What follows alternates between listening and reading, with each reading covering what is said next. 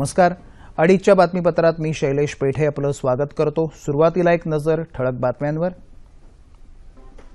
पंतप्रधान नरेंद्र मोदी आजपासून 2 दिवस राज्याच्या दौऱ्यावर. मध्य रेल्वेवर पेंटाग्राफ तुटल्यामुळे वाहतूक विस्कळीत झाल्याच्या पार्श्वभूमीवर संतप्त प्रवाशांचं रेल रोको आंदोलन. मध्य रेल्वेची ठप्प झालेली वाहतूक तब्बल 6 तासांनंतर सुरू.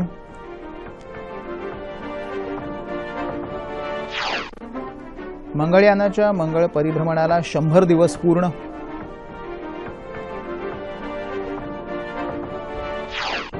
आणि राज्यात अनेक ठिकाणी अवकाळी पावसाचा तडाखा. डाळिंब, द्राक्ष आणि संत्रा पिकांचं नुकसान. पाहूया सविस्तर वृत्त. पंतप्रधान नरेंद्र मोदी आजपासून 2 दिवसांच्या राज्याच्या दौऱ्यावर येत आहेत. आज देशातील सर्वात मोठी खासगी बँक असलेल्या आयसीआयसीआय या बँकेच्या स्थापना दिनाच्या समारंभालाही पंतप्रधान उपस्थित राहणार आहेत.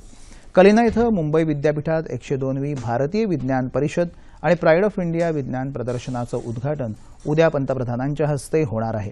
विज्ञान परिषदेसाठी कोलकाता, पदुचेरी, लखनौ, सोलापूर अशा विविध ठिकाणांहून विद्यार्थी मुंबई विद्यापीठाच्या कलिना कॅम्पसमध्ये दाखल होत आहेत.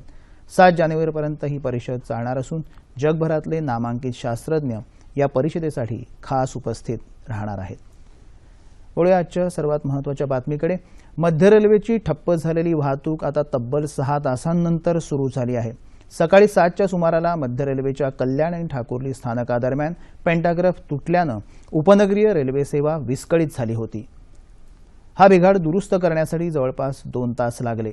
या दरम्यान धीम्या मार्गावरील सर्व वाहतूक बंद पडली होती. मध्य रेल्वेवर वारंवार वाहतूक विस्कळीत होण्याचा प्रकार घडत असल्यानं आज संतप्त प्रवाशांनी उग्र आंदोलनाचा मार्ग स्वीकारला. दिवा स्थानकावर प्रवाशांनी रेल्वे ट्रॅकवर उतरून रेल रोको पुकारला. त्यामुळे धीमी आणि जलद या दोन्ही मार्गावरची वाहतूक पूर्णतः ठप्प झाली होती. यानंतर प्रवाशांनी रेल्वे गाड्या आणि स्थानक यावर दगडफेक केली. एक पोलीस गाडी आणि खासगी गाड्या जाळण्याचाही प्रयत्न करण्यात आला. संतप्त प्रवाशांना आवरण्यासाठी पोलिसांनी लाठीमारही केला आणि या सर्व प्रकारामुळे मध्य रेल्वेची सेवा सुमारे 5 तास पूर्णतः बंद होती. मध्य रेल्वेची ठप्प झालेली वाहतूक आणि प्रवाशांचं आंदोलन या पार्श्वभूमीवर मध्य रेल्वेचे मुख्य जनसंपर्क अधिकारी नरेंद्र पाटील यांनी दूरध्वनीवरून दिलेली ही माहिती. तिचा जो पेंटिक आर्म असतो तो थोडासा तुटला होता आणि त्याच्यामध्ये पेंटोग्राफ एंटँगल झाला आणि तिथे आमची जी गाडी होती ती राहील. तर आमच्या कल्याण आणि ठाण्याच्या मध्ये 4 ट्रॅक्स आहेत. तर त्यातल्या एका ट्रॅकवरती अपस्लो ट्रॅकवरती ही घटना घडली आणि त्या अपस्लोच्या मागच्या ज्या गाड्या होत्या त्या त्याच्यामुळे तिथे पळमल्या गेल्या. तर त्या दरम्यान आम्ही इतर ज्या ट्रॅक्स होत्या त्याच्यावरनं गाड्या डायव्हर्ट करून चालवण्याचा निर्णय घेतला. पण ह्या गाडीमधले जे प्रवासी होते आणि यांच्या मागच्या गाडीमधले काही प्रवासी जे होते त्यांना त्यातल्या काही लोकांनी येऊन आणि इतर जे लोकल नागरिक होते त्यांनी येऊन चारीच्या ज्या लाईन होत्या त्या अडवल्या. वास्तविक इतर 3 ज्या लाईन होत्या त्या म्हणजे 8-5 तास अवेलेबल झालेल्या होत्या आणि 9 वाजता तर आपली जी 4थी लाईन होती ती पण अवेलेबल झाली होती. पण 9 वाजेपासून त्यांनी पूर्णपणे जवळजवळ 12-12 पर्यंत 4ही ट्रॅक थांबवून ठेवल्या.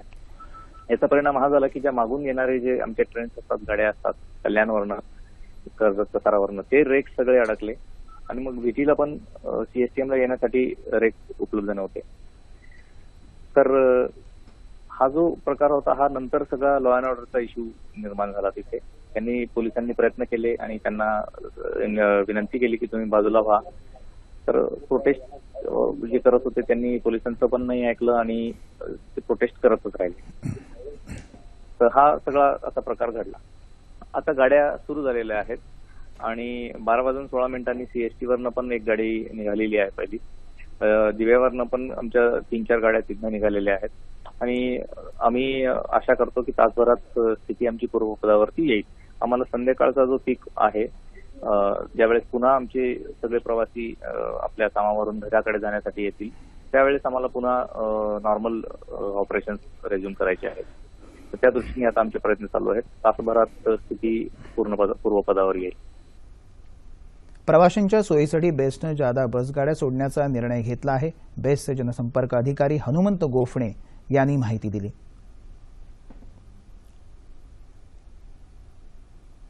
प्रवाशांच्या मदतीसाठी बेस्ट नेहमीच धावून येते.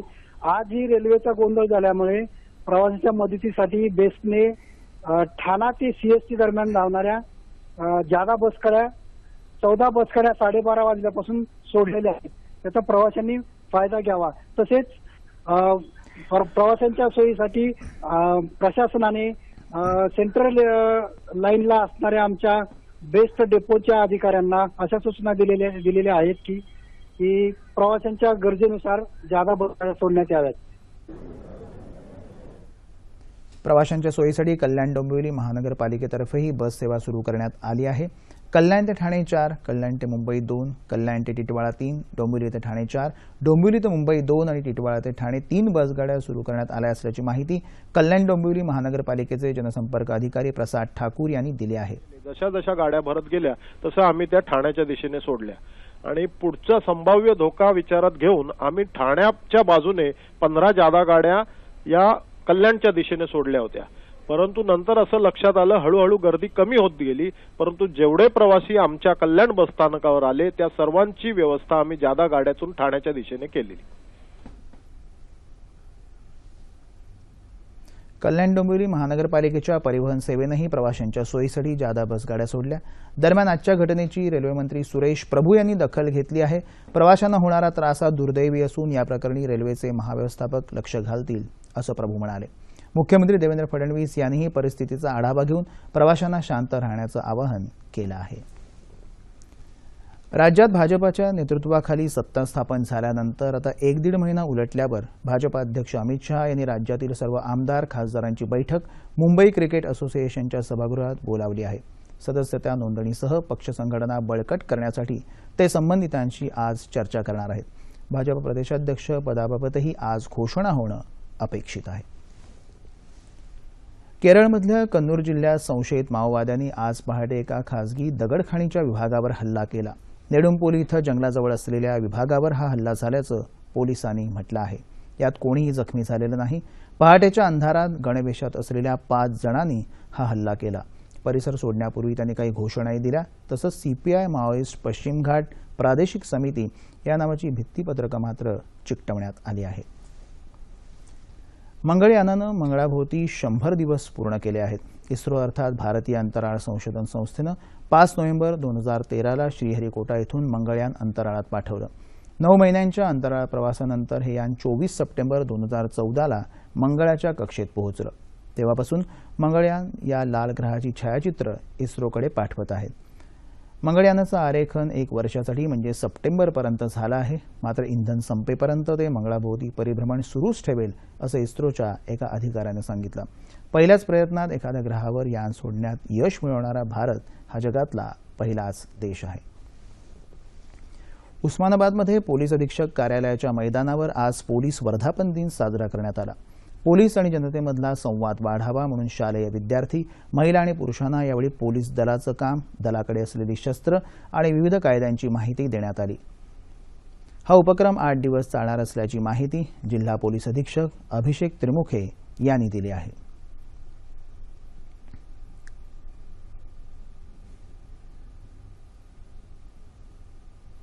यामध्ये आमचं उद्दिष्ट हेच आहे की पोलीस आणि जनतेमध्ये संवाद वाढावा.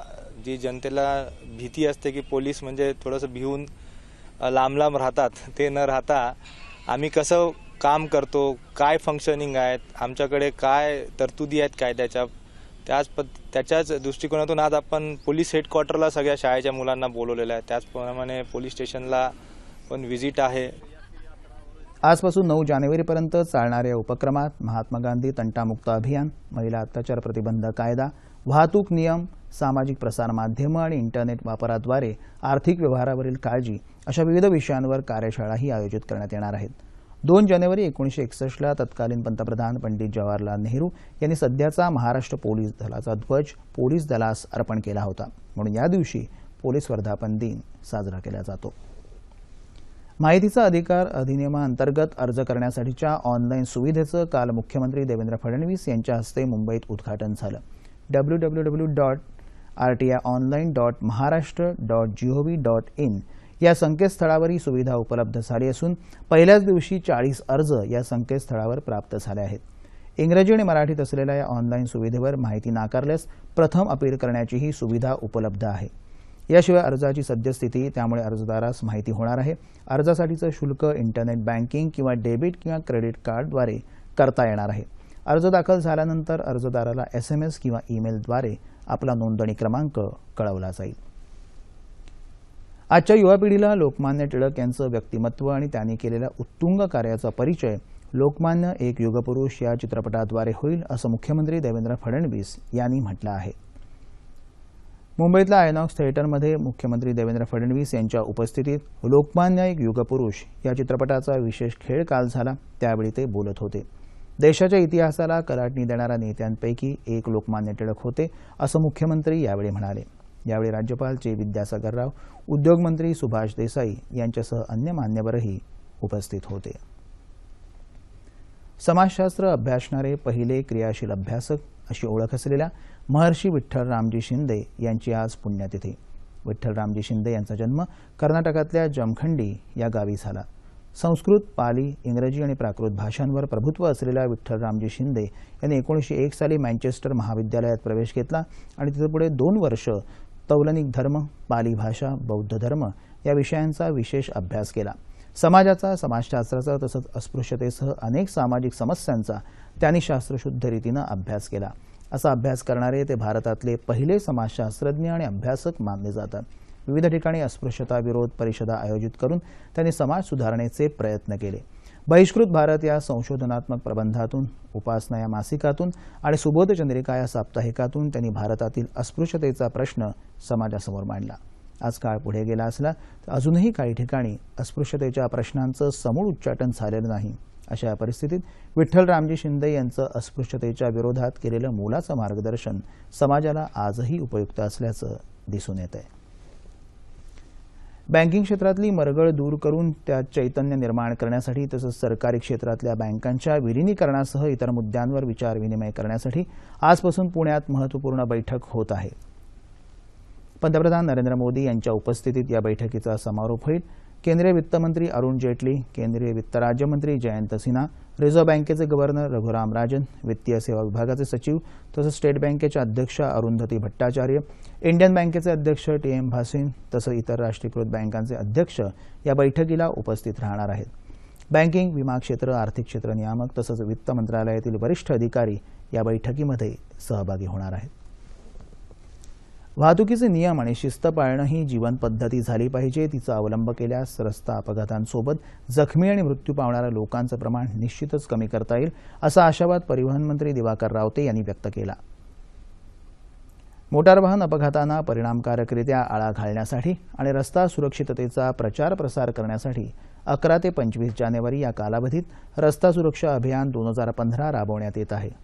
मंत्रालयात काल यासंबंधीची आढावा बैठक आयोजित करण्यात आली होती. हे अभियान केवळ सोपस्कार न ठरता सुरक्षितता हा माणसाच्या जीवन जगण्याचा मार्ग किंवा कृती झाली पाहिजे, असं रावते यावेळी म्हणाले. नाशिक आणि त्र्यंबकेश्वर इथल्या आगामी कुंभमेळ्यापूर्वी गोदावरी नदी पूर्णतः प्रदूषणमुक्त करण्याला राज्य सरकारचं प्राधान्य राहील, असं जलसंपदा मंत्री गिरीश महाजन यांनी सांगितलं. कुंभमेळ्यासाठी पुरेसा निधी उपलब्ध करून दिला जाईल, असे महाजन यांनी नाशिक इथं काल पत्रकारांशी बोलताना स्पष्ट केलं. कुंभमेळ्यासाठी होणारी गर्दी लक्षात घेऊन गर्दीचं प्रभावी व्यवस्थापन करण्यासंदर्भात राज्य सरकारनं एक अभ्यासही हाती घेतला आहे, असंही महाजन काल म्हणाले. राज्यातली छोट्यातली छोटी गावं बारमाही रस्त्यानं जोडण्यासाठी राज्य शासन मुख्यमंत्री ग्रामसडक योजना हाती घेणार असल्याचं ग्रामीण विकास मंत्री पंकजा मुंडे यांनी काल सांगितलं. प्रधानमंत्री ग्रामसडक योजनेच्या धर्तीवर राज्यातली ही योजना असेल, असं मुंडे यांनी PTIशी बोलताना स्पष्ट केलं. या संदर्भात मुख्यमंत्री देवेंद्र फडणवीस यांच्यासमोर सादरीकरण करण्यात आलं असून लवकरच या संदर्भातला प्रस्ताव मान्यतेसाठी राज्य मंत्रिमंडळासमोर ठेवण्यात येईल, असंही त्या म्हणाल्या. ही योजना 3 टप्प्यात राबवण्याचा प्रस्ताव असून आतापर्यंत कुठल्याही योजनेत अंतर्भाव न झालेली 250 लोकवस्ती असलेली गावंही आता रस्त्यानं जोडली जातील, असंही मुंडे यावेळी म्हणाल्या. वाशिम जिल्ह्यात रिसोड तालुक्यातल्या काही शेतकऱ्यांनी शासनाच्या कल्याणकारी योजनेचा लाभ घेऊन सामूहिक पद्धतीनं बीजोत्पादन केलं. त्यांच्या या प्रयत्नांना यश आल्यामुळे आता हा प्रयोग निश्चितच इतरांसाठी मार्गदर्शक ठरला आहे. वाशिम जिल्ह्यात बाळखेड भागातले काही शेतकरी कृषी विभागाच्या ग्राम बीजोत्पादन कार्यक्रमात सहभागी झाले. त्या अंतर्गत 200 शेतकऱ्यांनी एकत्र येऊन 20 गट तयार केले. कृषी विभागानं त्यांना जॉकी 9218 या वाणाच्या पायाभूत बियाणाचं वाटप केलं. पण या बियाणावर प्रक्रिया करण्याची गरज होती. गावात ती सोय नसल्यामुळे या शेतकऱ्यांनी स्वखर्चातून आणि कृषी विभागाच्या मदतीनं बीज प्रक्रिया यंत्रणाच खरेदी केली आणि 200 एकर जमिनीवर हरभऱ्याचं भरघोस उत्पादन घेतलं. जवळपास 1000 ते 1100 क्विंटल रॉ सीड तयार झालं होतं. त्याच्यावर जो खर्च येणार होता, हमाली, भाडं आणि प्रोसेसिंगचा चार्ज, तर तो मिळून असे 4.5 लाख रुपये आमचे बाहेर जाणार होते.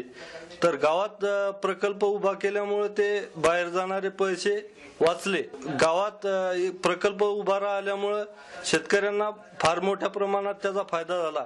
परिस्थितीला शरण जाण्यापेक्षा त्यातून मार्ग काढणाऱ्या या शेतकऱ्यांनी हा उपक्रम राबवून आपली आर्थिक घडी चांगल्या प्रकारे बसवली आणि इतरांनाही दिशा देण्याचं काम केलं. आमच्या गावामध्ये बालनाथ कृषी प्लॅन तयार झाल्यापासून शेतकऱ्याला टप्प्याटप्प्यानं पैसे मिळाल्यामुळं ज्यावेळेस गरज पडली त्यावेळेस थोडे पैसे, नंतर पैसे, याच्यामुळे बरीच समृद्धी आली. कोणी आत्महत्या केल्या नाहीत आणि बराचसा पैसा मिळाल्यामुळं सगळ्याचं जीवन समृद्ध झालं. त्याच्यामुळं बराचसा मुलं बाहेरच्या गावात शिकायला टाकले, त्याच्या बऱ्याच घरं बांधले. राष्ट्रीय अन्न सुरक्षा अभियानाअंतर्गत प्रमाणित बियाणे वाटप आणि ग्रामोपजीत्पादन या कार्यक्रमाअंतर्गत रिसोड तालुक्यामधील बाळखेड हे गाव सध्या स्वयंपूर्ण झालेले आहे. इतर शेतकऱ्यांनी सुद्धा सदर गावचा आदर्श घेऊन कृषी विभागाच्या योजनांचा जास्तीत जास्त लाभ घ्यावा. बाळनाथ कृषी विज्ञान मंडळाच्या माध्यमातून या शेतकऱ्यांनी स्वतःच्या प्रगतीसाठी वेगळं पाऊल उचललं आणि तोट्यात जाणाऱ्या शेतीला भरभराटीचे दिवस आणून दाखवले. या उत्पादनाला बाजारभावापेक्षा दुप्पट किंमत मिळत असल्यानं शेतकऱ्यांचं आर्थिक गणित सुधारलं आहे. महावितरण कंपनीनं 5,905 कोटी रुपये दरवाढ करण्याचा प्रस्ताव वीज नियामक आयोगासमोर दाखल केल्यामुळे ग्राहकांवर 32 ते 35% दरवाढीचा बोजा पडण्याची शक्यता आहे. मात्र राज्य सरकारनं शेतकरी, यंत्रमागधारक आणि 300पेक्षा कमी युनिट्स वापरणाऱ्या ग्राहकांसाठी वीज दर स्थिर ठेवावेत असं आवाहन धर्मनिरपेक्ष जनता दलाचे नेते प्रताप होगाडे यांनी केलं आहे. महाराष्ट्र विद्युत नियामक आयोगाच्या अध्यक्षपदी उच्च न्यायालयाचे न्यायमूर्ती अथवा निवृत्त न्यायमूर्तींची नेमणूक झाल्यास वीज क्षेत्रात आवश्यक ते बदल घडू शकतील अशी आशाही त्यांनी यावेळी व्यक्त केली. दुष्काळावर चिरंतन उपायासाठी आणि शेतकरी संपन्न होण्यासाठी शासनातर्फे जलयुक्त शिवार योजना राबवण्यात येत आहे. शेतकरी आणि गावकऱ्यांनी या योजनेत सक्रिय सहभाग घेऊन आपला विकास करावा असं आवाहन आमदार डॉक्टर अनिल बोंडे यांनी केलं. सर्वांसाठी पाणी टंचाई मुक्त महाराष्ट्र 2019 जलयुक्त शिवार अभियानाअंतर्गत काल खानापूर मोर्शी इथं सिमेंट बांध बांधण्याच्या कार्यक्रमाचा शुभारंभ सोहळ्याप्रसंगी ते बोलत होते. सर्वांसाठी पाणी टंचाई मुक्त महाराष्ट्र 2019 जलयुक्त शिवार अभियान प्रत्येक तालुक्यातील 25 गावात राबवायचं असून जिल्हा टंचाई मुक्त करण्याचं आव्हान आपल्यासमोर असल्याचं यावेळी जिल्हाधिकाऱ्यांनी सांगितलं.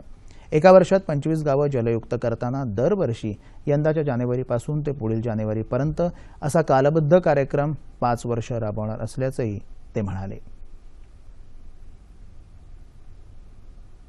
नांदेडमध्ये आविष्कार 2014 संशोधन महोत्सवाचं नुकतंच आयोजन करण्यात आलं होतं. त्याबाबतचा हा वृत्तांत.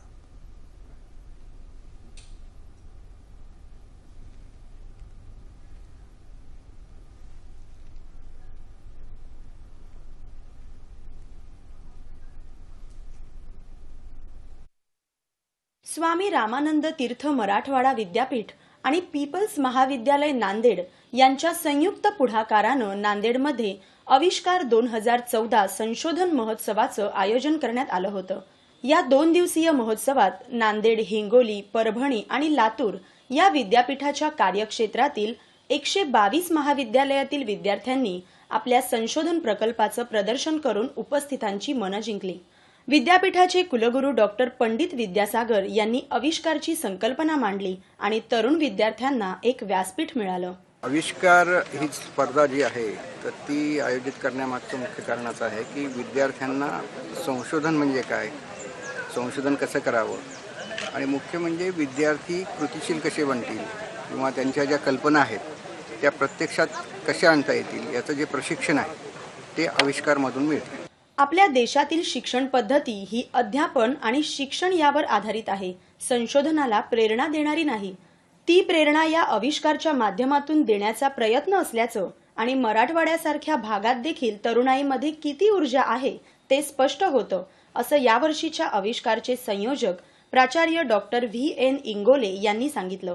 यामागची कल्पना अशी आहे की विद्यार्थ्यांनी निरनिराळ्या शाखांमध्ये कृषी आहे, अभियांत्रिकी आहे, कला, वाणिज्य, विज्ञान, औषध निर्माणशास्त्र या सगळ्याच क्षेत्रामध्ये जे काही विद्यार्थी शिकत आहेत या युवकांच्या मध्ये, विद्यार्थ्यांच्या मध्ये संशोधनाची वृत्ती वाढीला लागावी आणि त्यांनी पुढे भविष्यात मोठ्या प्रमाणात संशोधन करावं अशा प्रकारची भूमिका होती.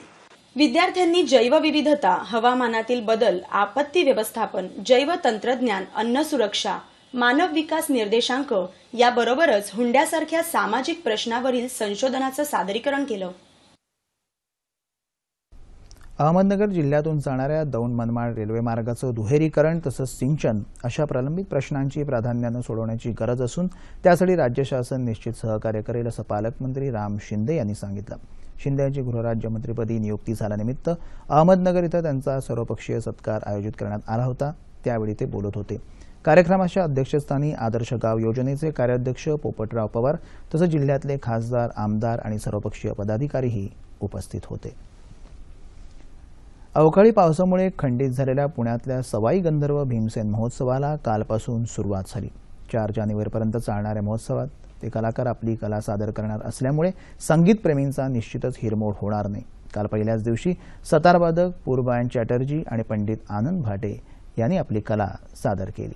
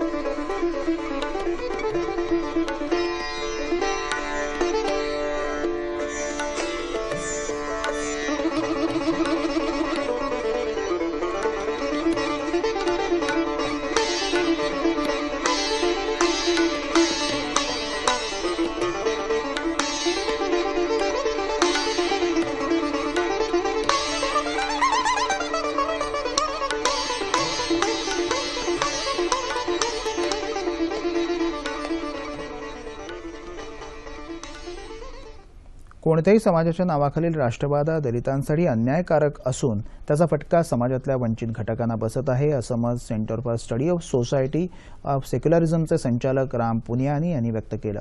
भीमा कोरेगाव स्मृती दिनाच्या निमित्तानं नागपूरमध्ये जात निर्मूलन परिषदेचं आयोजन काल करण्यात आलं होतं. त्यावेळी ते बोलत होते. धर्माच्या नावाखाली राजकारण वाढत असून त्यामुळे जातीयवादी समस्याही वाढत असल्याचं ते म्हणाले. दिवसेंदिवस दलितांवरील अत्याचार वाढत असल्याची खंत साहित्यिक यशवंत मनोहर यांनी व्यक्त करता जात उतरण मोडून काढायची असेल तर आंतरजातीय विवाहाला प्रोत्साहन देण्याची गरजही त्यांनी व्यक्त केली.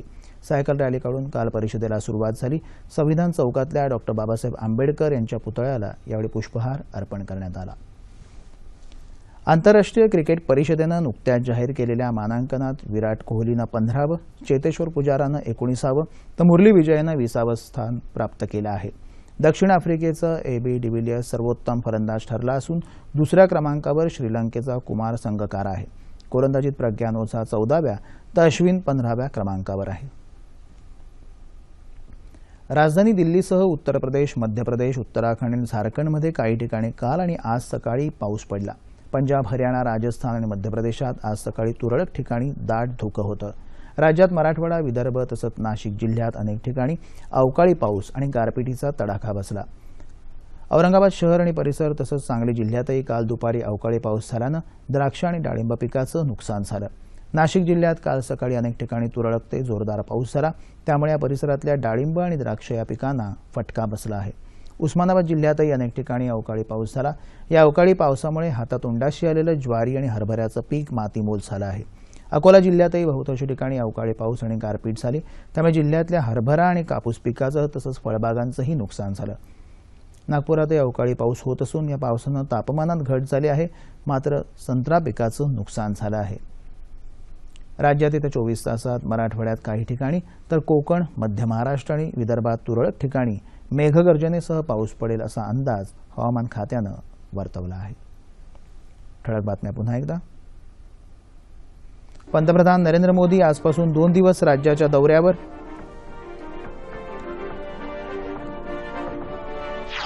मध्य रेल्वेवर पेंटाग्राफ तुटल्यामुळे वाहतूक विस्कळीत झाल्याच्या पार्श्वभूमीवर संतप्त प्रवाशांचं रेल रोको आंदोलन.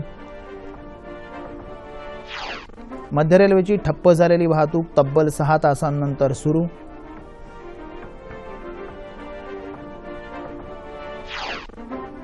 मंगळयानाच्या मंगळ परिभ्रमणाला 100 दिवस पूर्ण.